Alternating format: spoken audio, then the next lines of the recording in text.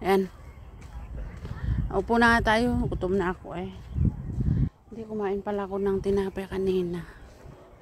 So, ito po yung sinasabi nilang strawberry. 100 daw ang porkati. 100. So, ngayon, wala palang grapes. Grapes sana ang gusto ko eh. Wala palang grapes. Ito po yung grapes, kaya lang wala pang bunga. Hindi niya time. So, doon ay may okay. So, yun po.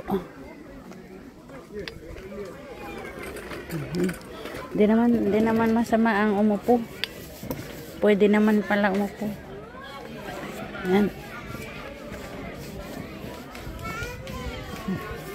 Akala ko may bayad.